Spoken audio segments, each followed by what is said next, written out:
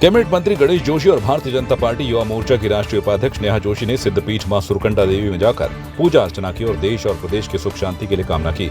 इस मौके पर नेहा जोशी की ओर से विशाल भंडारे का आयोजन किया गया, जहां पर सैकड़ों की संख्या में बीजेपी कार्यकर्ताओं के साथ ही स्थानीय लोगों ने भी प्रसाद ग्रहण किया। वहीं 101 कन्याओं को भोग चढ़ाया गया और उन्हें उपहार भेंट किए गए।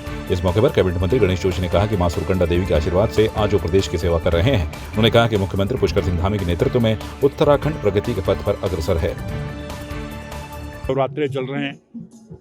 नवरात्रे में लोग 9 दिन व्रत रखते हैं। माँ दुर्गा के 9 स्वरूपों को स्मरण करते हैं। आज अष्टमी है। आज माँ गौरी की पूजा होती है।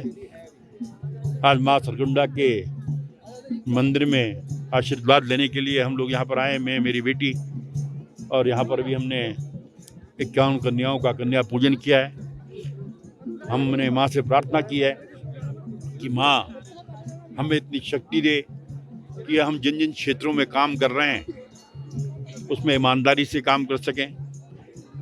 पूरे प्रदेशवासी, देशवासी स्वस्थ रहें, किसी के में कोई संकट ना आए, ये प्रदेश तरक्की करे, ये देश तरक्की करे। ऐसी माँ सुरकंडा से हमने कामना की है और माँ सुरकंडा का आशीर्वाद मिलेगा, हमारा प्रदेश तरक्की करेगा, देश तरक्की करेगा, सब लोग स्वस्थ रहेंगे। देखिए, आज अष्टमी का दिन है और इस दिन हम देवी माँ की पूजा करते हैं और इससे अच्छा हमें लगता है जो सुरकंडा देवी हमारा मंदिर है, इसकी इतनी मान्यता है, इतना तेज है कि जो यहाँ आया है उसकी मनोकामना भी पूरी होती है। और आज एक सौभाग्य यहाँ पर मिला कि हर साल अष्टमी पर मैं भंडारा करती हूँ।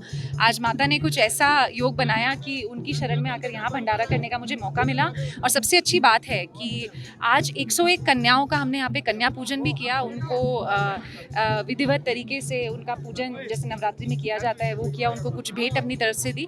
और एक संकल्प आज हम सब, आपने देखा होगा पूरा हमारा भारतीय जनता पार्टी परिवार यहाँ पर आज उपस्थित है। हम सब ये संकल्प लेकर जा रहे हैं कि जिस तरह मोदी जी लगातार, चाहे वो 33% सेंटर में आरक्षण की बात हो या हमारे धामी जी यहाँ पर 30% हमारी लड़कियों को आरक्षण सरकारी नौकरी में जिस तरीके से उन्होंने दिया है, उसी प्रकार से हम भारतीय जनता पार्टी का जो पूरा परिवार है ऐसे ही इन बच्चियों के लिए, अपनी बहनों के लिए समर्पित रहे। यही संकल्प आज हम आज अष्टमी के मौके पर यहाँ सुरकंडा देवी से लेकर जा रहे हैं। निश्चित रूप से नवरात्रि के अष्टमी के पावन पर्व पर हम सब लोग माँ सुरकंडा के चरणों में हैं और माँ सुरकंडा उत्तराखंड का यश, उत्तराखंड का वैभव जिस प्रकार से आगे बढ़ रहा है उसी प्रकार आगे बढ़ता रहे और पूरे उत्तराखंड के लोगों को सुख, समृद्धि, यश, ऐश्वर्य की कामना करते हैं। हम सब लोगों के ऊपर माँ सुरकंडा का आशीर्वाद बना रहे, ऐसे हम कामना करते हैं। सबसे पहले तो इस पर्वत का नाम सुरकुट पर्वत है और जब जब राजा इंद्र दैत्यों से और अपने विरोधियों से परास्त हुए हैं तब तक उन्होंने यहाँ पर आकर तपस्या करी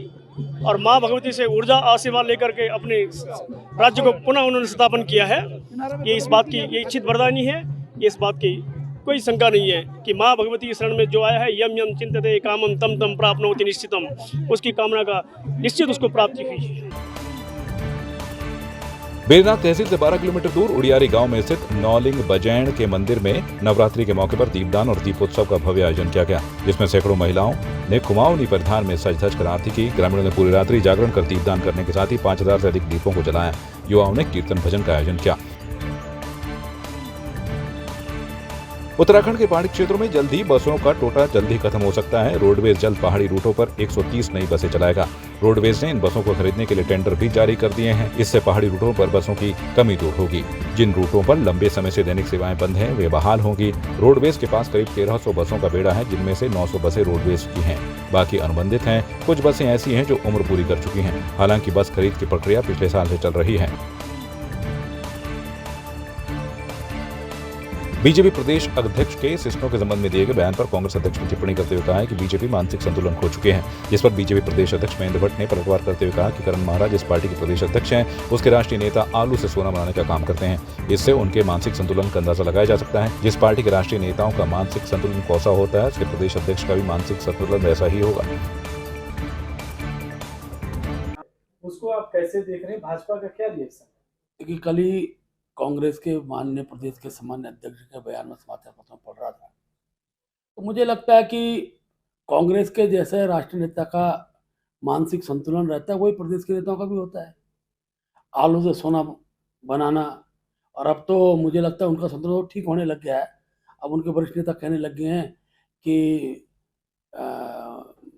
राजस्थान है, जहाँ जहाँ उनकी सरकारें हैं, उन जगह कांग्रेस हारने जा रही है। तो संतुलन बिगड़ना, संतुलन ठीक होना, ये कांग्रेस का आंतरिक विषय रहता है।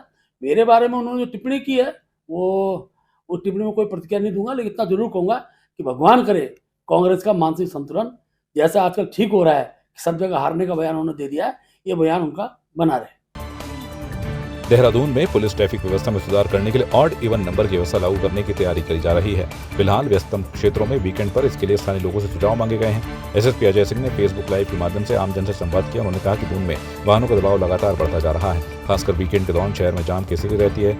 एसएसपी ने फेसबुक लाइव पर वाहनों के लिए ऑड इवन नंबर व्यवस्था की बात रखी। इसका मतलब एक दिन ऑड नंबर वाले वाहन चलेंगे, दूसरे दिन इवन नंबर। वहीं एसएसपी अजय सिंह ने कहा कि इसे लागू करने के लिए आमजन, व्यापारी वर्ग, अभिभावकों और स्टेक होल्डर्स के सुझाव जरूरी हैं।